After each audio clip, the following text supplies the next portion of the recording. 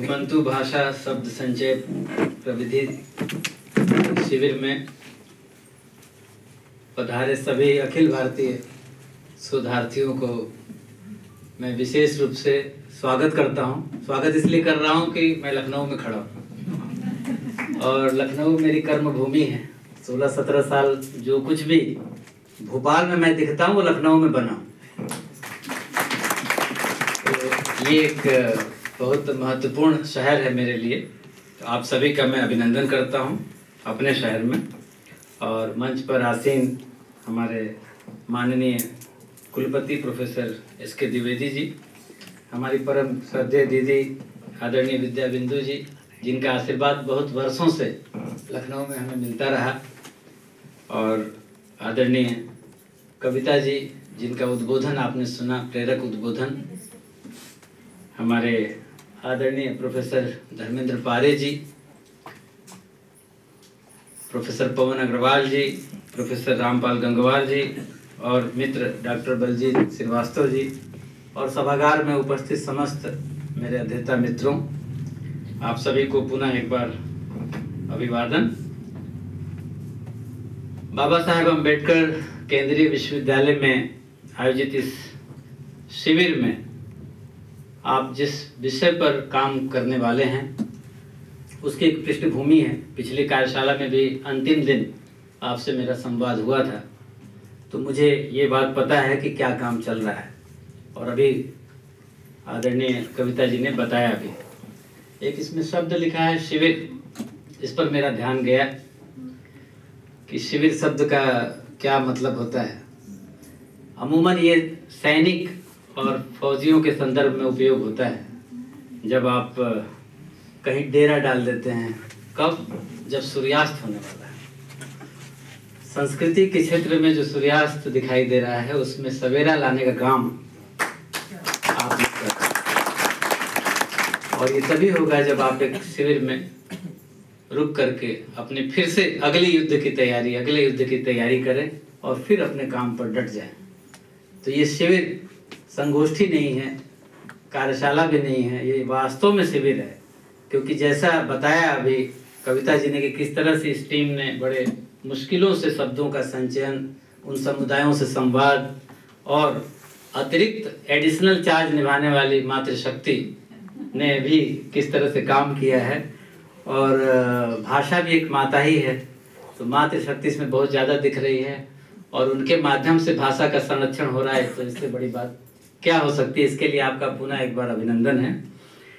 तो शिविर को याद रखते हुए और शिविर की महिमा को समझते हुए आप इस काम में और दृढ़ता से लगेंगे एक योद्धा के रूप में, ऐसा मुझे विश्वास है।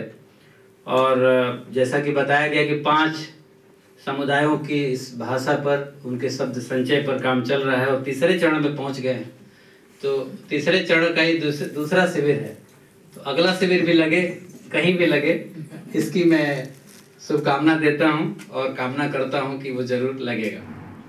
शब्दों को लेकर के भारत की परंपरा में बहुत कुछ कहा गया है और उसकी बड़ी महिमा भी है। शब्द हमारे यहाँ ब्रह्म है, इसलिए आप एक बात ध्यान रखिए कि आप किसी डिक्शनरी पर केवल काम नहीं कर रहे हैं, आप ब्रह्मों को एकत्र कर रहे हैं। ऐसे ब्रह्म एकत्र कर रहे हैं जो इस पूरी ताकत से संस्कृति को स्वर देंगे, आवाज देंगे। इसलिए आप बहुत महत्वपूर्ण काम कर रहे हैं। ये केवल शोध का काम या केवल सर्वेक्षण का काम, केवल संकलन का काम नहीं है। ये एक बहुत बड़ा पुरुषार्थ है जो आप कर रहे हैं, आपके माध्यम से हो रहा है। और ये जिन चीज़ों का संचयन हो रहा है, वास्तव में आप सब अध्येता हैं, आपको क्या बताना है। लेकिन एक बात तो कड़वी सच्चाई है कि औपनिवेशिक कालखंड में भारत का जो सांस्कृतिक वैशिष्ट्य है उसको कहीं ना कहीं दबाया गया, छुपाया गया, और एक एथनिक आइडेंटिटी के साथ हम आज पहचाने जाते हैं। आज कोई एससी है, कोई ओबीसी है, कोई एसटी है, कोई जनरल है। ये हमारी आइडेंटिटी नहीं है। हमारी आइडेंटिटी इधर बैठी है, ये पहचान है, सांस्कृतिक पहचान। अब वो उनका पूरा परिवेश, वेशभूषा, जब वो बोलेंगे तो उनके शब्द, उन शब्दों का उपयोग, उसकी महिमा, उससे वो पूरी अभिव्यक्ति, पूरा अस्मिता उससे सामने दिखती है कि वो कौन है, क्या है, कैसे हैं, किस तरह से रहते हैं, क्या सोचते हैं, क्या जीवन दृष्टि है।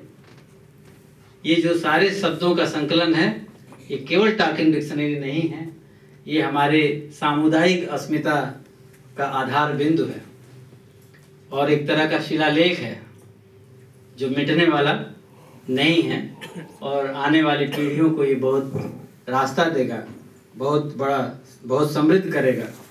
ये जो हमारे चिंतन की प्रक्रिया है, समष्टि की चिंतन की प्रक्रिया का ये समाज है, संस्कृति है।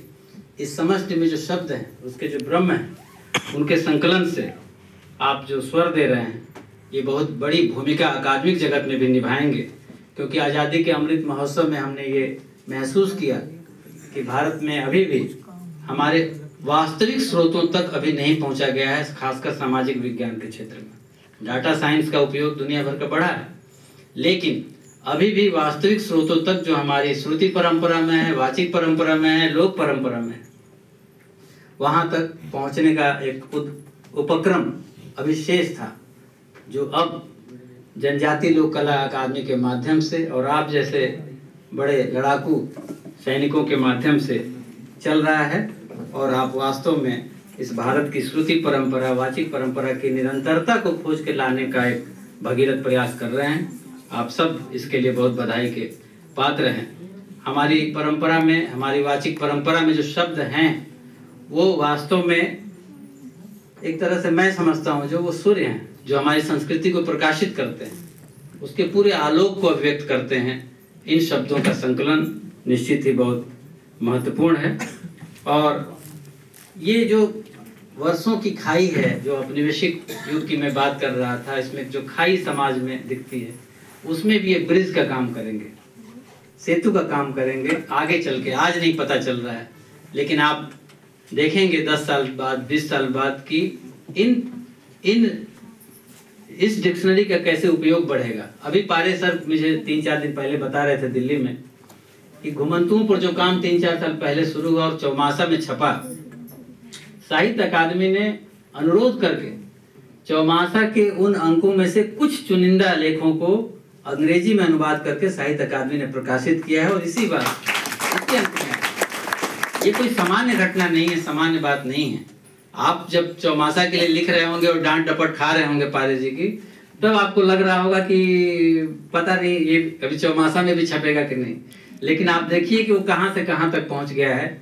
और जैसे ही वो साहित्य अकादमी की पत्रिका में आया है, आप ये यकीन मानिए कि वो वैश्विक स्तर का दस्तावेज हो चुका है। इसलिए मैंने शिलालेख शब्द का प्रयोग किया।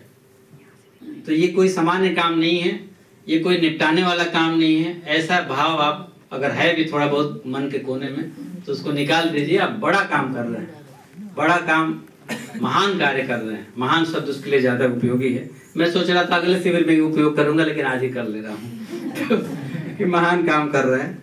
तो निश्चित ही आप एक महान काम कर रहे हैं।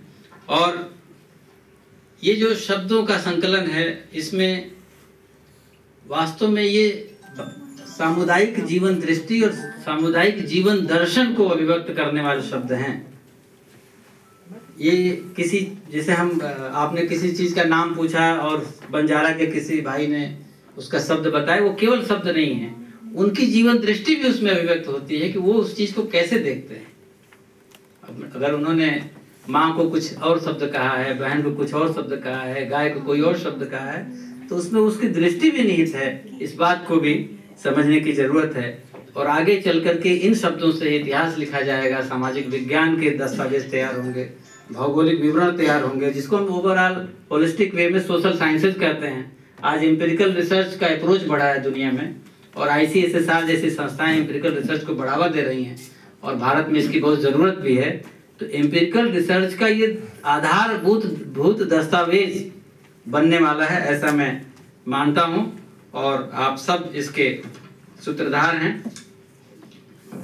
ये तो अभी 5 समुदायों पर काम चल रहा है, लेकिन मैं आपको व्यक्तिगत तौर पर ये आश्वस्त कर सकता हूँ, और ये आश्वासन जरूर आज इस मंच से देना चाहता हूँ कि सभी जो घुमंतु समुदाय हैं, समाज हैं, और विशेषकर जो 43 जनजातियाँ हैं, उनकी टॉकिंग डिक्शनरी का काम हम अवश्य करेंगे भविष्य में। इसके लिए जो भी प्रयास होगा वो हम करेंगे। दत्तोपंत ठेंगड़ी शोध संस्थान के माध्यम से, जनजाति लोक कला अकादमी के माध्यम से और भी जो देश में संस्थाएं हैं उनके सहयोग से इस दिशा में ठोस प्रयास करने के लिए मैं आश्वस्त करता हूं। आप सब अच्छी तैयारी कर ही चुके हैं तो अब आपका उपयोग किया ही जाएगा।